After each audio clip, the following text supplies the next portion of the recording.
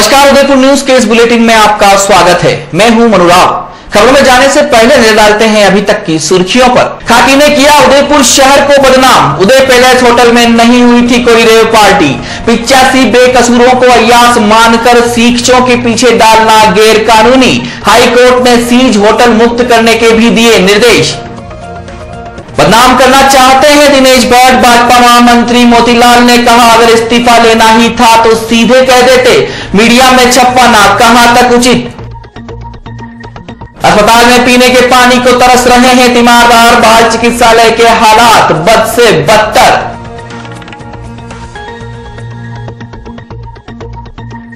और अब उपचार आंदोलनकारी चिकित्सकों के तबादले का विरोध। 72 घंटे में निरस्त नहीं किया तो फिर हड़ताल पर उतरेगा धरती का भगवान। अब खबरें विस्तार से। सबसे पहले बात करते हैं खाकी की फजीती की। आपको साल 2015 के अप्रैल माह में उदयपुर को शर्मसार करने वाली घटना तो याद ही होगी, जब खाकी ने देर रात अहमदाबाद हाईवे पर स्थित एक होटल से 85 लोगों को नामजद करते हुए अब तक की सबसे बड़ी रेव पार्टी का खुलासा किया था। इस खुलासे के बाद विश्व के मानचित्र पर दुनिया के सबसे खूबसूरत शहर की छवि पर कालिख पुत गई। खाकी ने अपनी उपलब्धि में एक बड़ा तमगा इस खुलासे के बाद लगा दिया था, लेकिन 2017 में जब इस पूरे मामले का पटाक्षेप माननीय न्यायालय के माध्यम से हुआ तो हमारे भी होश उड़ गए। यह पूरी कार्रवाई गलत मानी गई और खाकी द्वारा 85 लोगों को सीखचों के पीछे डालना गैर कानूनी करार दिया गया। वहीं जिला प्रशासन को भी निर्देश दिए गए कि तुरंत उदय पैलेस होटल को सीज मुक्त किया जाए, जो 2 साल पहले अपने अधिकार का दुरुपयोग करते हुए तत्कालीन निजाम ने की थी। 5 अप्रैल 2015 की रात जिलों के शहर में अमावस से भी काली रही, क्योंकि यहां पर खाकी ने अपने ओहदे का दुरुपयोग करते हुए उदयपुर अहमदाबाद मार्ग पर स्थित उदय पैलेस पर छापा मार कार्रवाई की और 80 से ज्यादा शरणार्थियों पर रेव पार्टी में सम्मिलित होने का आरोप लगाते हुए उन्हें सीखचों के पीछे डाल दिया।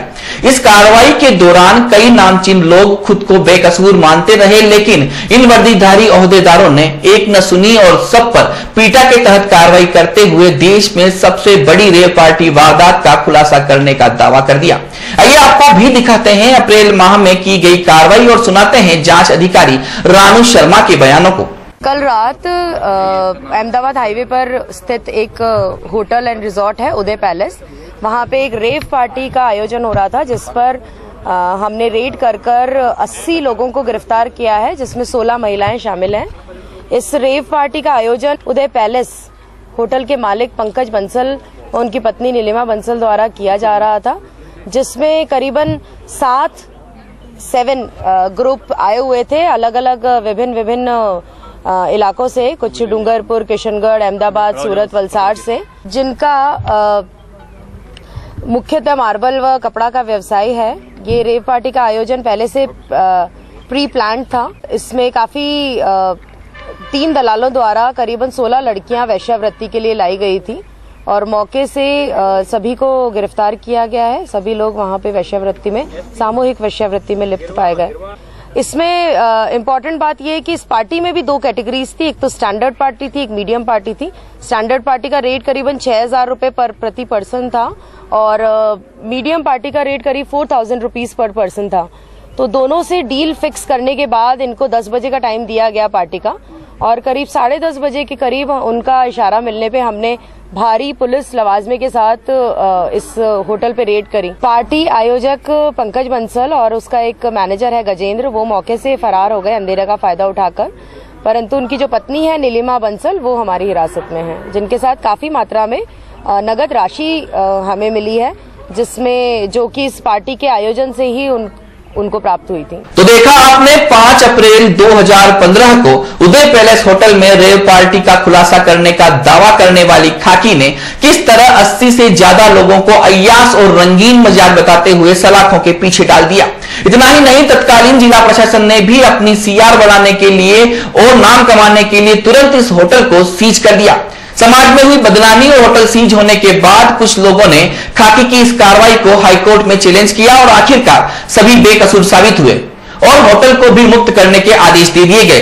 जिसके मुख्य बिंदुओं में कहा गया कि पुलिस द्वारा रिपोर्ट में लिखा गया था कि रेव पार्टी के आयोजन में काफी शराब परोसी जा रही थी, लेकिन मौके पर कोई शराब जब्त नहीं हुई।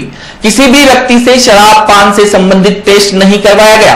बोगस ग्राहक मंगेजा राम और बसंती लाल ने उपाधीक्षक रानू शर्मा को मोबाइल पर मिस्ड कॉल किया था, परंतु न तो एफआईआर में पुलिस का बयान बताया गया है कि किस मोबाइल पर मिस्ड कॉल किया गया था।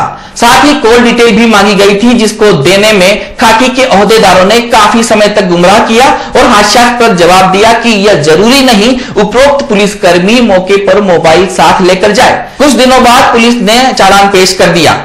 खाकी ने अपने पद का दुरुपयोग करते हुए मोबाइल कंपनियों से जानबूझकर 1 साल तक कॉल डिटेल नहीं देने के लिए बाधित कर दिया। बाद में इन कंपनियों ने ट्राई के नियम का हवाला देते हुए कहा कि मोबाइल का डाटा उनके द्वारा 1 साल के लिए ही संहारित रहता है। इस पूरे मामले को सुनने के बाद माननीय न्यायालय ने निर्णय दिया कि पुलिस ओहदेदारों पर बैठे उच्च पदाधिकारियों ने भी उक्त मामले में निष्पक्ष अनुसंधान नहीं किया, जिसके कारण न केवल 85 लोगों को न्यायिक अभिरक्षा भुगतनी पड़ी, बल्कि न्यायिक एवं विधिक प्रक्रिया का दुरुपयोग भी किया गया। साथ ही यह निर्णय भी दिया कि रिसीवर नियुक्त करने से पहले होटल की जमीन रूपांतरित जमीन के रूप में मौजूद थी, जिसका शुल्क भी जमा कराया जा चुका था। धारा 90 के तहत तहसीलदार के पास इस प्रकार के नोटिस जारी करने का अथवा रिसीवर नियुक्त करने का अधिकार प्राप्त नहीं है। इसलिए तत्कालीन तहसीलदार की कार्रवाई शून्य एवं निष्प्रभावी होकर उसे क्षेत्राधिकार से परे माना जाए। इसलिए तुरंत होटल को भी सीज मुक्त किया जाए। देखिए, इसमें दिनांक 5/4/2015 को डीवाईएसपी रानू शर्मा द्वारा एक रेड उदय पैलेस रिजोर्ट पर की गई और उसके संबंध में रेड पर 85 व्यक्तियों के विरुद्ध अभियुक्त बनाकर एक चार्जशीट प्रस्तुत की गई। उस चार्जशीट के संबंध में चार्ज फ्रेम करने के आदेश के विरुद्ध माननीय उच्च न्यायालय में एप्लीकेंट पंकज बंसल एवं नीलिमा बंसल द्वारा 482 जाब्ता फौजदारी के अंतर्गत एक याचिका दाखिल की गई। उस याचिका में ये उठाया गया मुख्य कानूनी बिंदु कि सुश्री रानू शर्मा डीवाईएसपी को स्पेशल पुलिस ऑफिसर की पावर्स नहीं थी और पीटा एक्ट के अंतर्गत स्पेशल पुलिस ऑफिसर ही एक्ट कर सकता है, रेड कर सकता है, सर्च कर सकता है, सीज कर सकता है। तो ये जो सारी प्रोसीडिंग थी, इसको मानते हुए और माननीय हाईकोर्ट उच्च न्यायालय द्वारा सरकार से इस संबंध में जवाब तलब किया। जवाब तलब करने पर सरकार की ओर से कोई संतोषप्रद जवाब नहीं दिया जा सका कि सुश्री रानू शर्मा जी को स्पेशल पुलिस ऑफिसर की पावर्स थी या नहीं, या उन्हें अपॉइंट किया गया था कि नहीं। और चूंकि वो स्पेशल पुलिस ऑफिसर नहीं होने के कारण उनके द्वारा सारी कार्रवाइयों को अवैध मानते हुए, अधिकारों से परे मानते हुए, समस्त कार्रवाई को शून्य ठहराते हुए और उसके पश्चात जितनी भी कार्रवाई हुई उसको भी शून्य मानते हुए सभी नॉन एप्लीकेंट पंकज बंसल, नीलिमा बंसल के पिटीशन स्वीकार करते हुए एवं अन्य जिन व्यक्तियों द्वारा पिटीशन फाइल नहीं की उन्हें भी इस प्रकरण से के अंदर समस्त कार्रवाई को दूषित मानते हुए उनके विरुद्ध भी कार्रवाई समाप्त करने के आदेश दिए। प्रशासन द्वारा श्री जिला कलेक्टर के माध्यम तहसीलदार के माध्यम से श्री जिला कलेक्टर द्वारा उक्त जमीन को व्यावसायिक प्रयोजनार्थ उपयोगार्थ मानते हुए लैंड रेवेन्यू एक्ट के अंतर्गत और टेनेंसी एक्ट के अंतर्गत कार्रवाई करते हुए उसे नोटिस जारी किया गया था और नोटिस जारी कर तत्काल सीज और कर जब्त करने का आदेश दिया था। उक्त आदेशों के विरुद्ध जिला कलेक्टर के समक्ष आवेदन विचाराधीन होने के पश्चात भी कोई स्थगन आदेश नहीं दिए जाने पर श्री पंकज बंसल द्वारा माननीय उच्च न्यायालय में रिट दाखिल की गई और उस रिट के अंतर्गत ये निवेदन किया गया कि उक्त जमीन गैर कृषि में है, इसलिए इन्हें नोटिस दिए जाने का अधिकार नहीं है, उस संबंध में किसी भी प्रकार की कार्रवाई किए जाने का अधिकार नहीं है। और इस पर भी माननीय उच्च न्यायालय द्वारा हमारे उक्त तर्क को सही ठहराते हुए उन्हें उक्त नोटिस संबंधित और कोई कार्रवाई संबंधित अधिकार नहीं मानते हुए उनके द्वारा की गई कार्रवाई को अवैध ठहराते हुए समस्त आदेश जो उन्होंने उस जमीन के संबंध में, जब्ती के संबंध में, सीज के संबंध में जारी किए थे वो अपास किए हैं और जमीन का कब्जा पुनः प्रार्थी पंकज बंसल को देने का आदेश दिया। बिल्कुल, मैं बता दूं आपको शॉर्ट में कि जो पहले पीटा एक्ट की कार्रवाई की थी वो पूरी सुनियोजित थी और एक भ्रष्टाचार के कारण से पीटा एक्ट की सारी कार्रवाई की। हमारे वहाँ पर ऐसा कोई कार्यक्रम नहीं हो रहा था जो इन्होंने बताया है। वहाँ एक घरेलू आयोजन था मात्र, जहाँ पर हास्य कवि और सिंपल कलाकार आए हुए थे बाहर से, और घरेलू आयोजन को इन्होंने वो रूप दे करके और लोगों को, लेडीज़ को, सभी को गिरफ्तार करके, रात में जो प्रावधान नहीं तो भी गिरफ्तार करके जेल में डाला उन्होंने। और एफआईआर भी एक दिन बाद लिखी, एफआईआर कॉपी भी दी, काफ़ी परेशानी करी, और झूठा केस, और मीडिया में प्रेस कॉन्फ्रेंस बुला करके मैडम ने और सब ने उस समय कहा था कि शराब परोसी जा रही थी और नशे गोलियां बांटी जा रही थी, और अखबारों की हेडलाइन बनी है उस समय भी, जबकि वहाँ पर कोई नशे का सामान था ही नहीं, उपलब्ध नहीं था। पूरा होटल चेक कर लिया उन्होंने, सभी गिरफ्तार लोगों का मेडिकल तक नहीं करवाया। मैं वहाँ पर अवेलेबल नहीं था तो भी मुझे बाद में मुलजिम बना लिया गया उसमें, और इस तरह की झूठी कार्रवाई करी।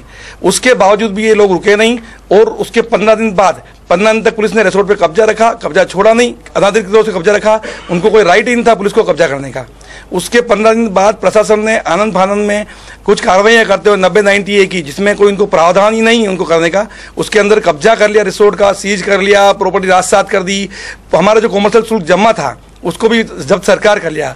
हमने न्यायालय में अपील करी, हाई कोर्ट में, दोनों ही ऑर्डर पर थी। तो एक पीटाएक में पहले हमें 30 तारीख को ये प्रॉपर्टी हमें दे दी कोर्ट ने, और ये माना है कि 90-90 के अंतर्गत इनको कोई अधिकारी नहीं है कि इस आवासीय लैंड पे कोई कार्रवाई करे, वो सब अवैध मानते हुए हमको दे दी। उसके बाद पीटा का ऑर्डर आया, उसको भी उन्होंने, कोर्ट ने यही माना कि ये इलीगल है, इनको कोई अधिकारी नहीं था, एक तरीके से फर्जी रेट थी पूरी, और फर्जी रेट मानते हुए कोर्ट ने एक तरीके से ऑर्डर कर दिया।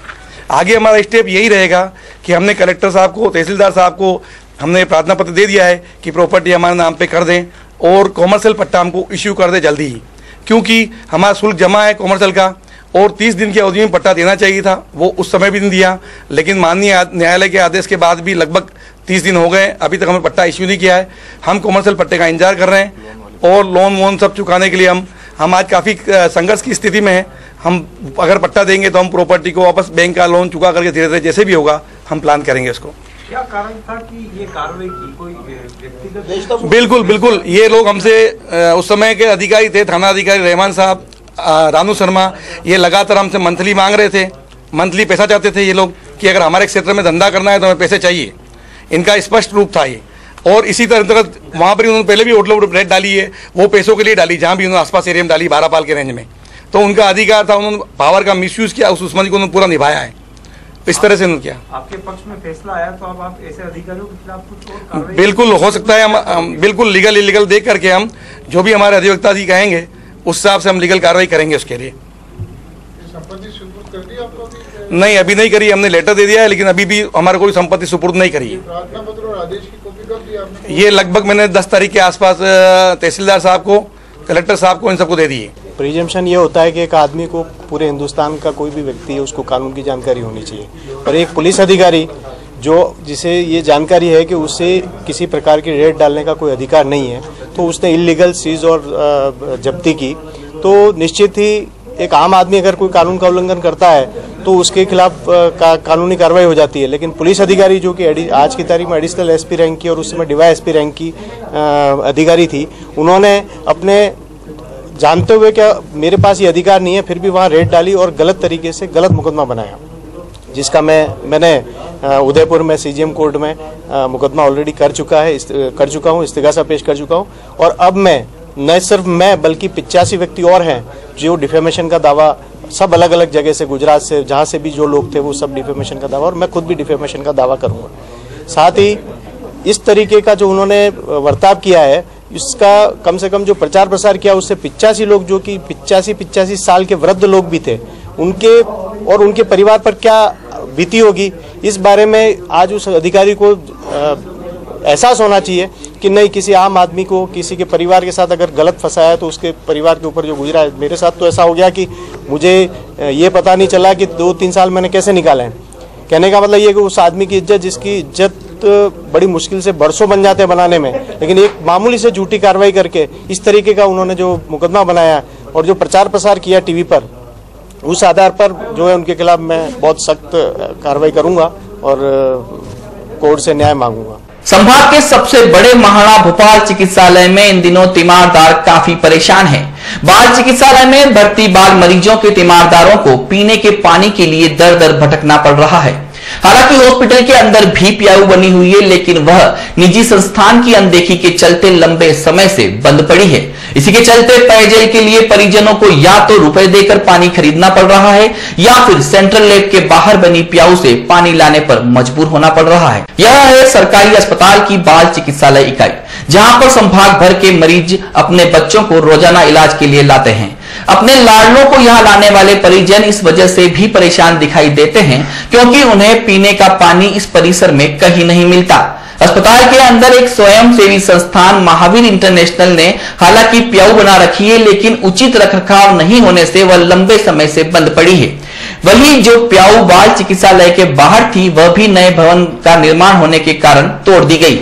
इस असुविधा का सबसे अधिक असर उन परिजनों पर पड़ा है जो मरीजों को लेकर अकेले आए हैं और उनके पास अपने मरीजों को छोड़कर प्यास बुझाने के लिए दूर तक जाना पड़ रहा है। कई बार तो जब चिकित्सक राउंड पर होते हैं, उस दौरान तो इन परिजनों को घंटों तक प्यासा ही रहना पड़ता है, क्योंकि अगर वह मौके पर मौजूद नहीं होंगे तो बच्चों के दुरुस्त होने वाली सलाह नहीं ले पाएंगे। इसलिए वह प्यासे ही रहकर इस अस्पताल में रुके हुए हैं। हम बाहर से आए हुए हैं और हमारा बच्चा बीमार है, पानी की कोई सुविधा नहीं है। हॉस्पिटल में पानी लेने में बाहर जाना पड़ रहा है, बार बार हम बच्चे को रखें या पानी लेने जाएं। बाहर बहुत बाहर जाना पड़ता है, अगर बच्चा अकेला हो तो बच्चे को छोड़ के बाहर पानी लेने जाना पड़ता है। बहुत समस्या हो रही है पानी की, हॉस्पिटल में कोई पानी की सुविधा नहीं है। पानी की बहुत समस्या है, प्याऊ भी बंद पड़ी है। पानी के लिए हम इधर उधर भटक रहे, बाहर जा रहे, पानी ला रहे नहीं यार। वो लेटरिन के अंदर भी पानी नहीं मिल रहा टाइम पे। हम प्रतापगढ़ जिले से आए हुए हैं, हाँ पीने की पानी की व्यवस्था नहीं है सर। उदयपुर एसीबी की टीम ने एक बड़ी और अहम कार्रवाई को अंजाम देते हुए गुरुवार शाम हिंता गांव में स्थित सेंट्रल बैंक की मैनेजर को 25,000 की रिश्वत लेते रंगे हाथों गिरफ्तार किया है। बैंक मैनेजर कुसुम तंबोली द्वारा यह राशि परिवादी से हाउस लोन को पास कराने के एवज में ली जा रही थी। दरअसल परिवादी हरलाल खारोल ने एसीबी के कार्यालय में उपस्थित होकर बैंक मैनेजर के खिलाफ लिखित शिकायत दर्ज करवाई थी। शिकायत का सत्यापन करने के बाद एसीबी की टीम ने इस कार्रवाई को अंजाम दिया। परिवादी हरलाल ने सेंट्रल बैंक की शाखा पर 10 लाख रुपए के हाउसिंग लोन के लिए बैंक में आवेदन दिया था। सारी प्रक्रिया पूरी होने के बाद भी मैनेजर कुसुम उससे लोन पास करने के चक्कर में पैसे मांग रही थी। बाद में 30,000 रुपए का अतिरिक्त फाइल चार्ज बताकर कुसुम ने लोन पास कर दिया।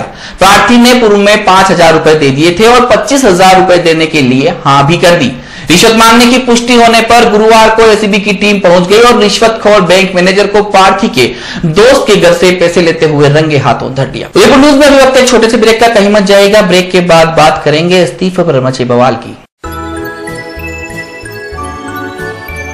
शादी को वर्षों बीत गए, लेकिन एक नन्ही चाहते में सारे सुख सपने बीत गए।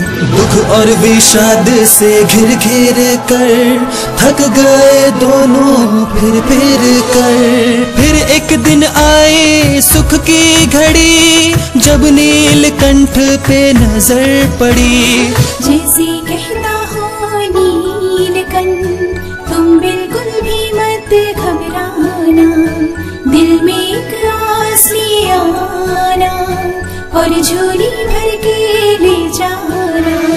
मन में फुलझड़ियाँ छूटेगी, अब नन्हे मुन्हे बचेगी, घर में किलकारी गूंजेगी। Neelkanth test tube baby centre, Udaipur. Realizing the dream of motherhood. Thank you, Neelkanth. Winter special offer. Welcome to the Tulsi Leaf Indian Cuisine Restaurant. Enjoy nice, tasty and healthy food and get 10% discount above ₹500 and 20% discount ₹1000. Offer for limited time. झीलों की नगरी smart city Udaipur के sector 5 में आ गया है तुलसी leaf, जहां आप उठा सकते हैं लजीज व्यंजनों का लुत्फ।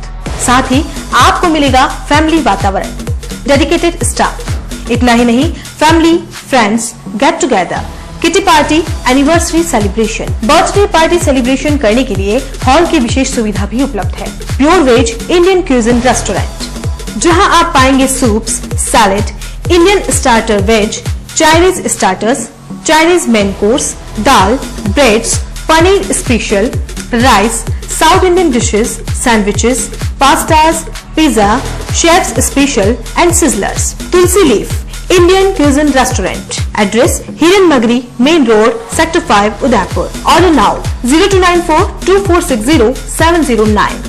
धमाका धमाका धमाका, संकल्प इंफ्रास्टेट एंड डेवलपर्स लाया है प्लॉट ही प्लॉट।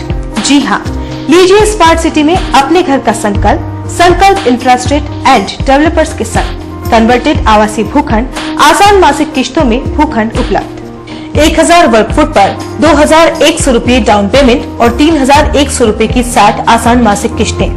1250 वर्ग फुट पर 3100 रुपये डाउन पेमेंट और 3600 रुपये की 60 आसान मासिक किश्तें।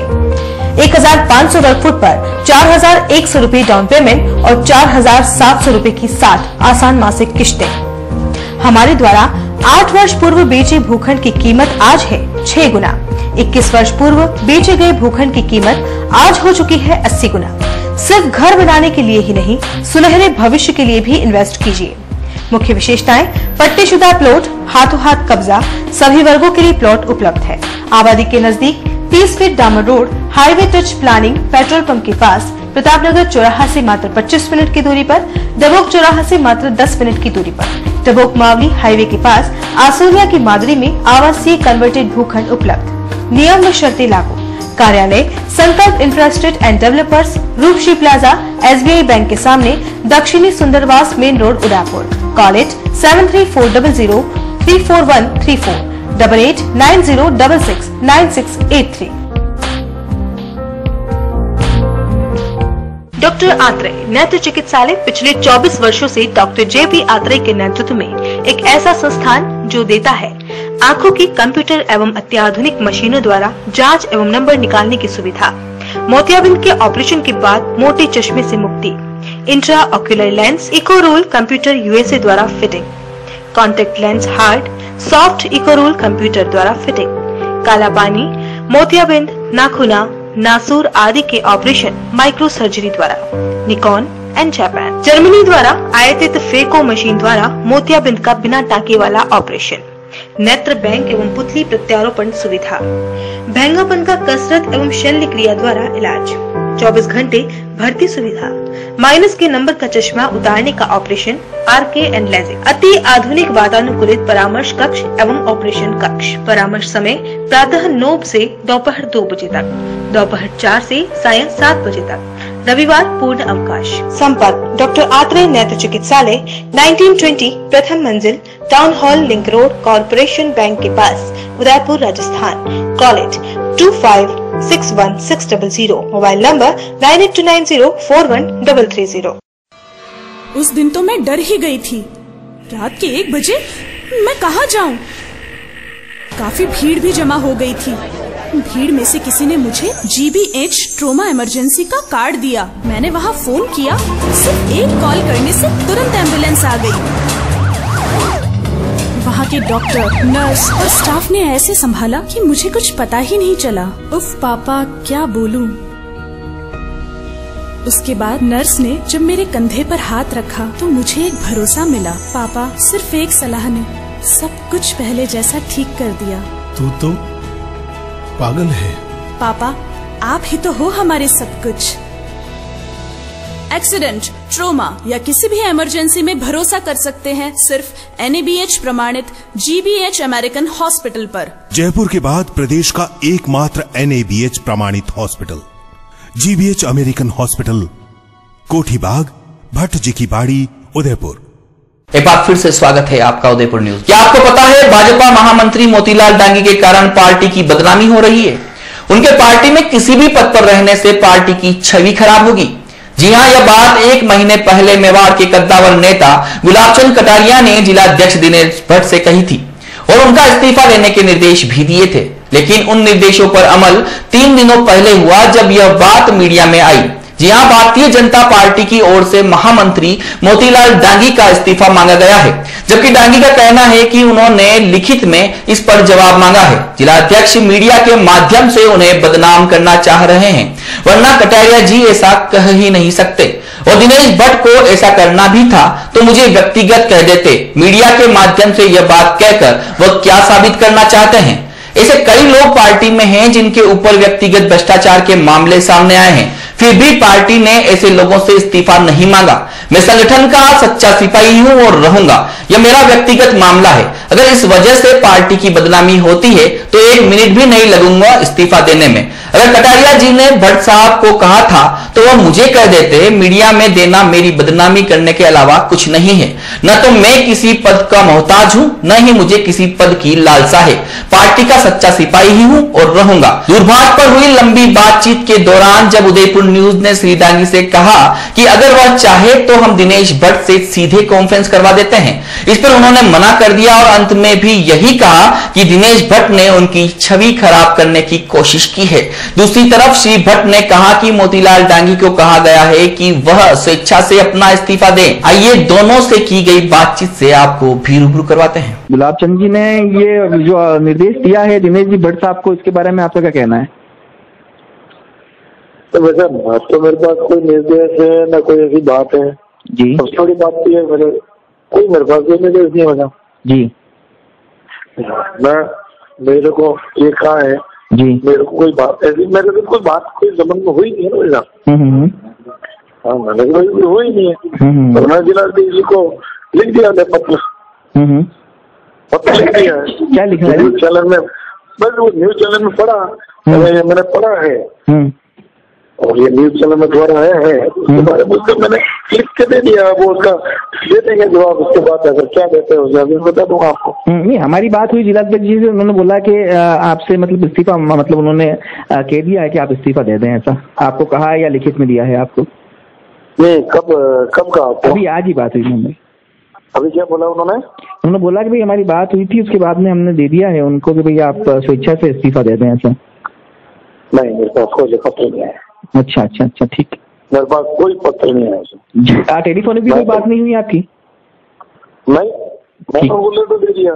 हाँ, आपने क्या पत्र दे दिया?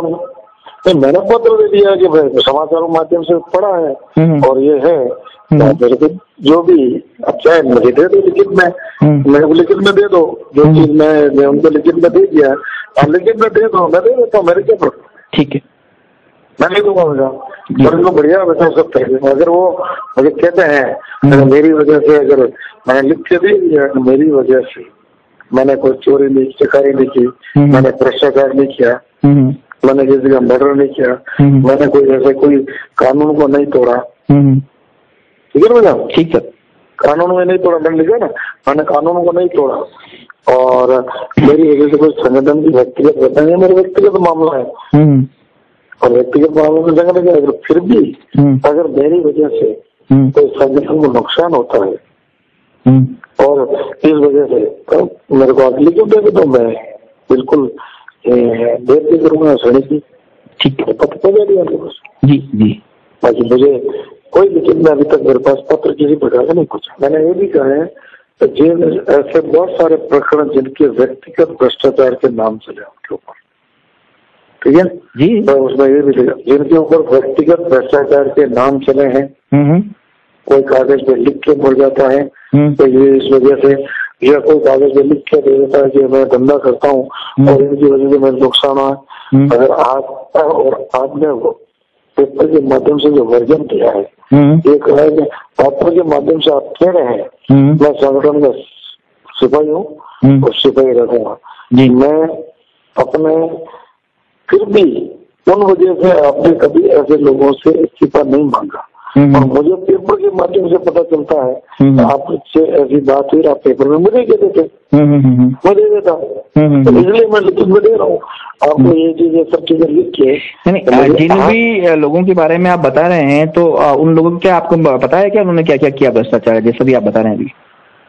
तो मैं समझा नहीं, जैसे आप बता रहे हैं ना कि जो पहले भ्रष्टाचार कर चुके हैं या ऐसा है उनको उससे तो नहीं मांगा गया। पेपरों में व्यक्तिगत नाम चला अलग अलग लोगों के। अच्छा, उन्होंने ये किया, उन लोगों से जो वो पार्टी की छवि सही होती है उनसे, जो उन्होंने भ्रष्टाचार के लिए डायरेक्ट नाम लिया लोगों के, कितने लोगों का नाम लिया और उनके ऊपर भ्रष्टाचार का नाम सहित लगाया और उनसे क्या कभी इस्तीफा मांगा या इस्तीफा मांगा, इस्तीफा पड़ा, लेकिन फिर भी मैं तो संगठन का सिपाही हूँ और मेरे वजह से इस कारण से मेरी कोई पार्टी ने कोई गवाही थोड़ी दी है मेरे उसके अंदर के मैं फाइनेंस कंपनी से कोई लोन लिया तो मेरे को पार्टी गवाही दी और पार्टी की गवाही दी और पार्टी की बदनामी हुई हो तो मैं उसके लिए फिर भी मेरी कोई बात नहीं है संगठन के सच्चे। अगर उन्होंने आपको कहा है मैं तो स्कूल बिल्कुल कहीं पर भी जाना नहीं चाहता, लेकिन उन्होंने कहा है तो मैं ये कह रहा हूँ अगर इस वजह से फिर भी अगर मेरे पर्सनल मैटर्स में भी इससे पार्टी की छवि खराब होती है, नुकसान होते हैं, तो मुझे आप लिखित में दे दो, 1 मिनट भी नहीं लगूंगा मैं इस्तीफा देने के लिए। और जिन्होंने ऐसा किया उनसे मैं तो ये सोचता हूँ कि पार्टी अगर उनसे मांग नहीं सकती तो मेरे से कैसे मांग सकती, मेरे से क्यों मांगेगी? इतने बड़े काम जिनके काम आते हैं उसे मांगेगी तो मेरे पेपर में देख के मैं सोच भी नहीं सकता। नहीं, इस तरह से आया है कि मतलब गुलाब चंद जी कटारिया ने निर्देश दिए थे और दिनेश भट्ट जी का जो वर्जन आया है नहीं भाई साहब मेरे पास वो भाई साहब का कभी इस तरह से नहीं है भाई साहब। ये दिनेश जी अगर उन्होंने भाई साहब ने उनको कहा तो उनको पेपर का मेरे थोड़ी उनको देना चाहिए, मुझे क्या देना चाहिए, मैं वैसे दे देता। जी जी ये पेपर उनको कहा और मेरे को क्या देते हैं मैं वैसे ही दे देता हूँ। मुझे एक लाइन भी लिख के देना ये भाई साहब ये आपके कारण ही है जिला तक की जरूरत है। नहीं, आपके कहने का मतलब है ना तो उन्होंने आपको फोन किया ना आपसे मिले हैं वो आके भट्ट साहब? मिलना तो दिन होती है, मिल ही रहे, लेकिन कभी इस दरमियान भी आपकी कोई बातचीत इस संदर्भ में नहीं हुई है? नहीं मैं देखे आया हूँ कल, तो मैं खुद स्वयं देखे आया उनको। अब उन्होंने इसको लेटर देख के आया और उन्होंने फिर भी ये कह हमने मांग लिया, मैंने वगैरह मैं लेटर देख के आया हूँ, मैंने कि अगर ऐसी जरूरत पड़ेगी तो मैं कर दूंगा, बाकी कोई बात नहीं।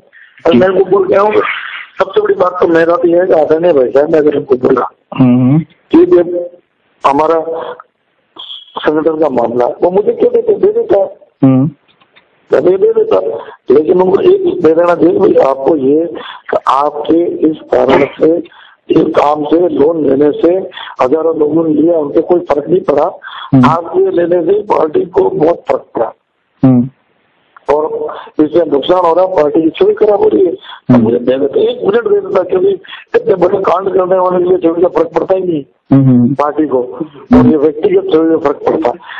महीनों तक पेपर में चला नहीं, उस चैनल पर चला, किसी का भी एक व्यक्ति मैं किसी का नाम नहीं लूंगा, क्यों के नाम के उन व्यक्तिगत को हर कभी भी मेरे को भी किसी दिन पूछ लेते बुला के बैठ के पार्टी का संगठन है और बिल्कुल बैठ के बात कर देना तो भाई आपकी कारण खराब हुई है वही दे देता मैं दे देता हूँ।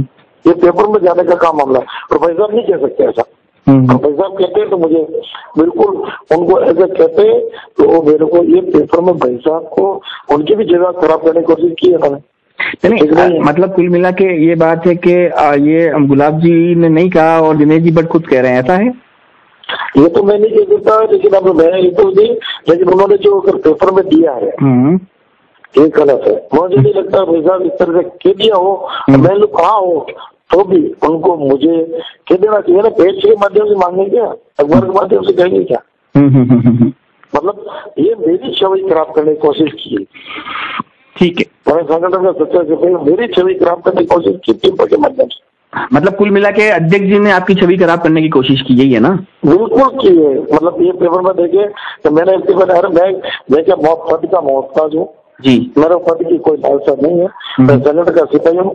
मैं पार्षद रहते हुए 5 साल कार्यक्रम किया, एक भी वर्क ऑर्डर हुआ और उसका मैंने उद्घाटन कराया हुआ, उसमें अगर एक भी पट्टिका लगाई हो चुनावी पट्टिका, मतलब बोलते हैं अगर उद्घाटन किया पत्थर रुपया, एक भी पत्थर नहीं लगाया, एक भी कार्ड नहीं छपाया 5 साल में मेरे कार्यकाल में, न गाड़ी पे नेम प्लेट लगाई कभी भी, वो मकान पे लगी हुई है वो भी मैंने कभी आप देता तो मैं उतार देता हूँ। अगर मेरे इस कारण से छवि खराब होती है, मेरा व्यक्तिगत मामला है, व्यक्तिगत में उतार चढ़ा दुनिया में आते हैं, मेरा उनसे क्या है, मैं कोर्ट में क्या कहा कोर्ट के हिसाब से चल रहा हूँ, कानून के हिसाब से चलूंगा, कानून की बात है, कानून की मानता हूँ, कानून के हिसाब से करूंगा, मेरे साथ क्या बुरा किया क्या नहीं किया उनको देखना चाहिए ना। जी जी, मेरे साथ कितना बुरा हुआ है, किसी को बंद कर दे 12-15 घंटे और बंद कर दे वो कानून देखेगा, मैं कानून को पूरा विश्वास है, लेकिन मैं ये कहता हूँ इससे जो पेपर में दिया उससे मेरी छवि कार्यकर्ता में खराब करने की कोशिश की। तारीख मांग लेते मैं दे देता ना, ये क्या पेपर में जाने की जरूरत थी? जी जी, एक सेकंड में जरूरत नहीं रुकेंगे देते मतलब एक सेकंड में मुझे कहने लगा और संगठन की छवि खराब हो रही है और संगठन का नाम चल रहा है। मैं यही काम हूँ तो मेरे इस कारण से जिनके बाई नेम छप रहे हैं, नाम छप रहे हैं, उनके लिए आपने कब मांगा जी? उनके लिए कोर ग्रुप मीटिंग कर मेरे लिए कर लेता मैं एक सेकंड अगर भेजो भेजे उसकी भी जरूरत नहीं थी। मैं संगठन का सिपाही एक कह रहे थे एक लाइन में यार ये आपका काम हुआ है, आपके कारण पार्टी का सभी संगठन बदनाम हो रहा, खराब हो रही।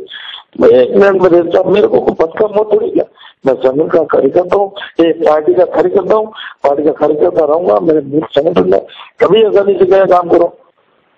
मैं नाम भी कहा करूँ गाड़ी का हाथ भी देखो, मेरी गाड़ी पे कोई भी नेम प्लेट नहीं लगी है किसी पे भी।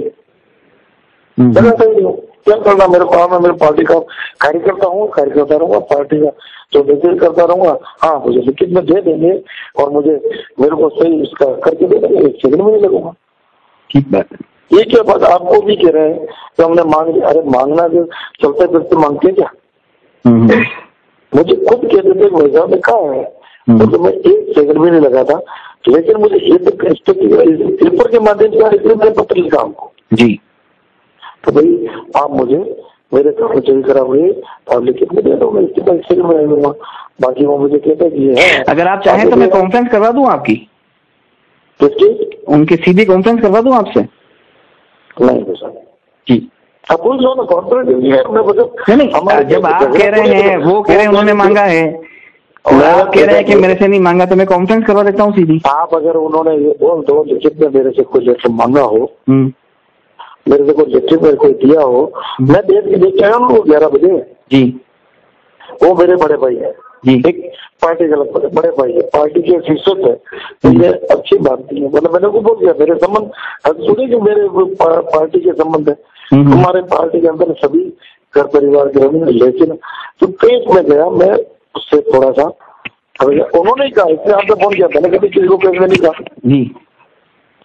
ठीक है ना? ठीक है। बाकी मैं कंप्लेंट क्या करूँ? आप उनको पूछ लो, वो एक है आपने कोई लिखित में दिया, पूछ लो। मैं जो लेटर दिखाया रात का उन्होंने क्या किया, मैं उसकी प्रतिलिपि भाई साहब को भेज रहा हूँ, चलो भेज रहा हूँ। आपने जानना चाहा है कि श्रीमान डांगी का इस्तीफा आपने क्यों नहीं लिया है।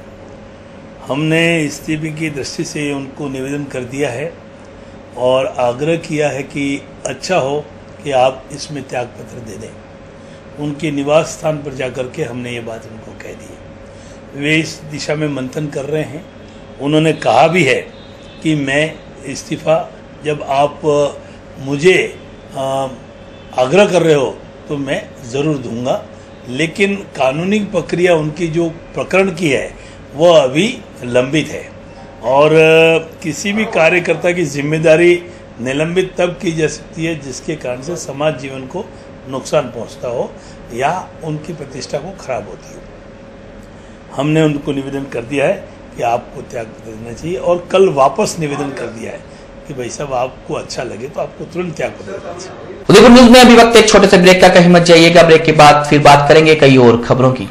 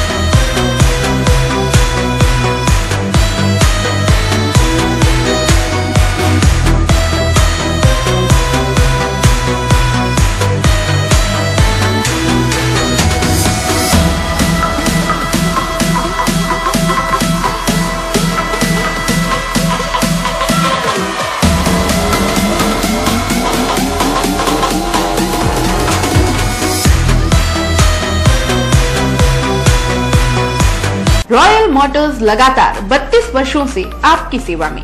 हीरो मोटोकॉर्प का सबसे बड़ा एवं विस्तृत शोरूम व अत्याधुनिक वर्कशॉप, जहां आपको मिलेगी विश्व स्तरीय सर्विस एवं जनरल पार्ट्स की सुविधा। हीरो मोटर्स के सभी 2 व्हीलर्स वाहन विभिन्न रंगों एवं मॉडल्स में उपलब्ध। त्योहारों पर बुकिंग कर विभिन्न उपहार पाएं। Royal Motors company 57 Panchvati Udaipur. संपर्क करें 2426838। रॉयल हुंडई लगातार 9 वर्षों से आपकी सेवा में। हुंडई के सभी मॉडल सभी कलर्स में उपलब्ध। बुकिंग का लाभ उठाएं और आइए अपनी पसंद का मॉडल ले जाइए। त्योहारों पर एक्सचेंज एवं फाइनेंस की सुविधा उपलब्ध। अधिकृत विक्रेता रॉयल हुंडई 15A ट्रांसपोर्ट नगर, गोवर्धन विलास बाईपास के नजदीक उदयपुर। संपर्क करें 2640452। मनामा मोटर्स लगातार 25 वर्षों से आपकी सेवा में। शहर के मध्य हीरो मोटोकॉर्प का सबसे अत्याधुनिक शोरूम व वर्कशॉप हुसैन मुस्तफा की देखरेख में, जहां आपको मिलेगी अपने 2 व्हीलर्स वाहन पर एक्सचेंज की सुविधा व फाइनेंस की सुविधा भी।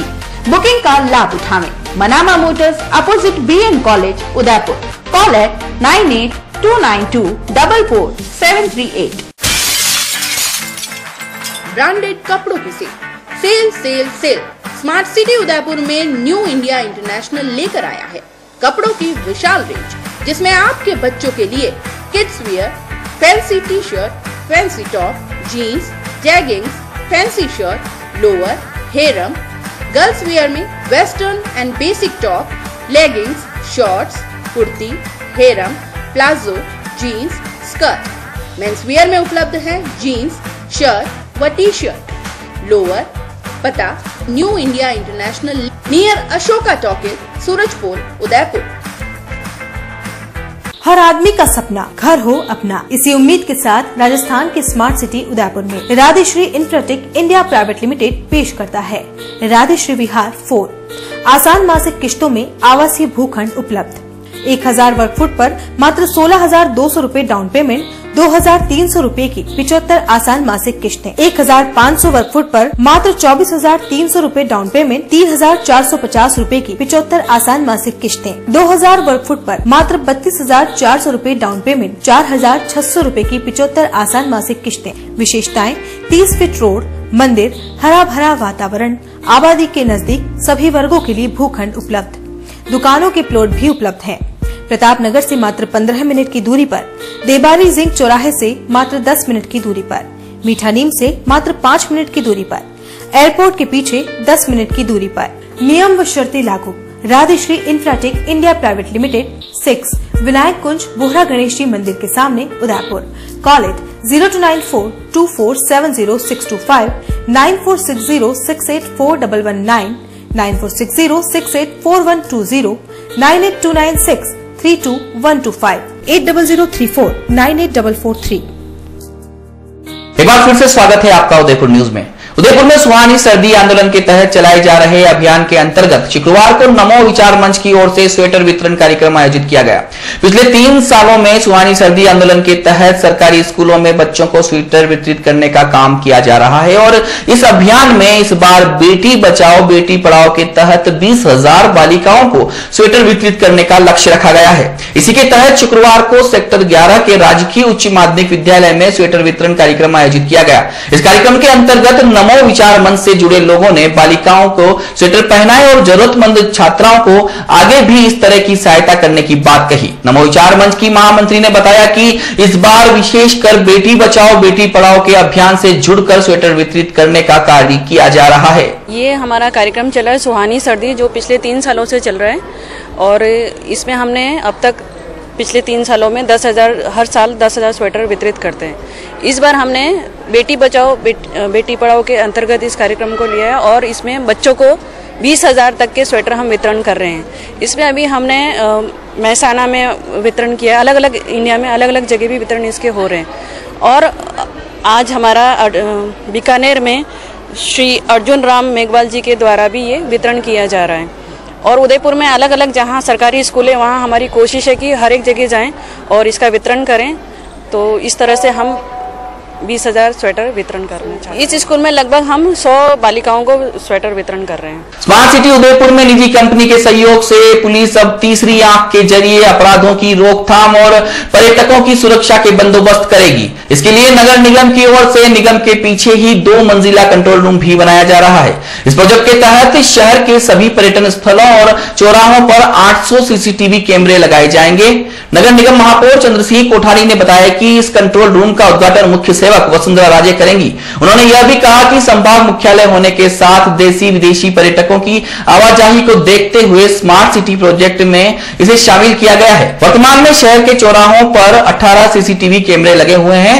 ऐसे में सभी जगह पर सीसीटीवी कैमरे लगने और लगातार मॉनिटरिंग होने से सुरक्षा के लिहाज से पुलिस को खासी मदद मिल सकेगी। 3 दिसंबर को माननीय मुख्यमंत्री वसुंधरा जी राजे उदयपुर पधार रही हैं और मुख्य रूप से जो स्मार्ट सिटी के तहत नगर निगम परिसर में पीछे की तरफ city command and control room का निर्माण जो हमने किया उसका उद्घाटन करने आ रही हैं।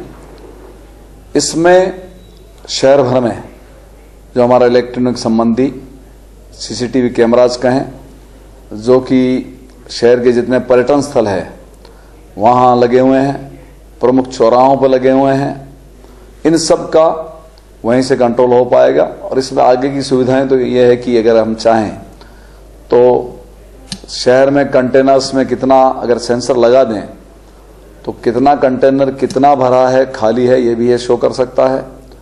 कुल मिलाकर पुलिस के साथ अगर इसका हमारा टाइप रहा तो वह भी इससे पता कर सकेंगे कि कहाँ कौन सी घटना दुर्घटना कब हुई, उनमें कौन इन्वॉल्व था। इस तरीके से पूरे शहर के लिए एक बहुत बड़े सौभाग्य की बात है कि एक बहुत बड़ा तोहफा हमें मिलने वाला है। और इसके साथ ही गोवर्धन सागर पर हम पानी की स्वच्छता के लिए एक ग्रीन स्पेस का निर्माण करवा रहे हैं। कोशिश कर रहे हैं कि माननीय मुख्यमंत्री उसका भी उद्घाटन करेगी। उदयपुर शहर में शुक्रवार का दिन विश्व एड्स दिवस के रूप में मनाया गया।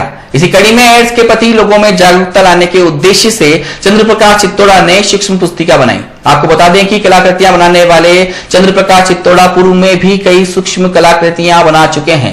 श्री चित्तौड़ा ने रेड रिबन एवं मोती युक्त कला पुस्तिका बनाई है, जिसमें एड्स से संबंधित लक्षणों एवं इससे बचाव के तरीकों को बताया गया है। विश्व एड्स दिवस मनाया जा रहा है, तो इसमें काफ़ी क्या है कि लड़के लड़की होते हैं या युवा पीढ़ी होती है, तो उसमें क्या है कि एड्स नहीं फैला है। इसके लिए हमने एक जागरूकता का संदेश दिया है सूक्ष्म कलाकृति बनाकर, जिसमें रेड रिबन बनाया गया है और इसमें रेड रिबन के अंदर बारीक मोती भी लगाए गए, कांच के चीनी के मोती है जो लाल कलर का है, और छोटी एक चौक स्टिक पे भी उसके उकेर कर रेड रिबन की आकृति बनाई गई है।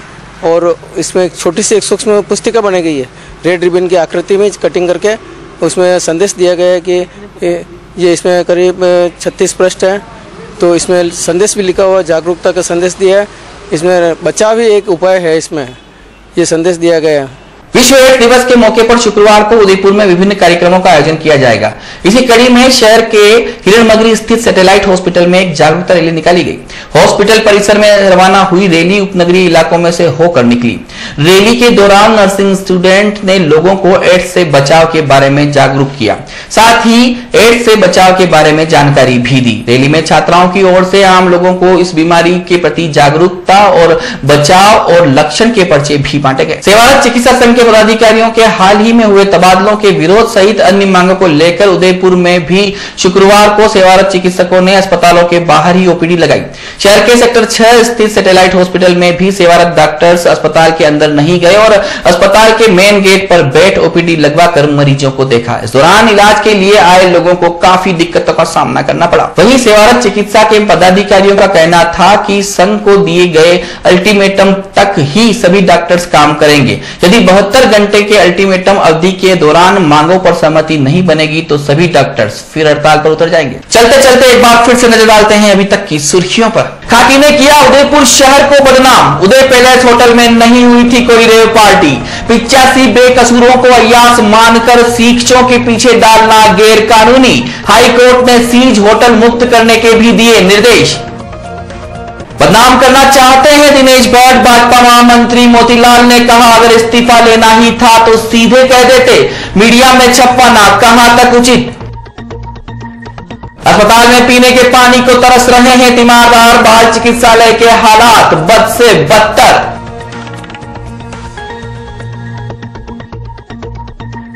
और अब उपचार आंदोलनकारी चिकित्सकों के तबादले का विरोध। 72 घंटे में निरस्त नहीं किया तो फिर हड़ताल पर उतरेगा धरती का भगवान। उदयपुर न्यूज के इस बुलेटिन में भी इतना ही। शहर भर की तमाम हलचल से आपको आगे भी रूबरू करवाते रहेंगे। फिलहाल इजाजत दीजिए मनु राव को और देखते रहिए उदयपुर न्यूज। नमस्कार।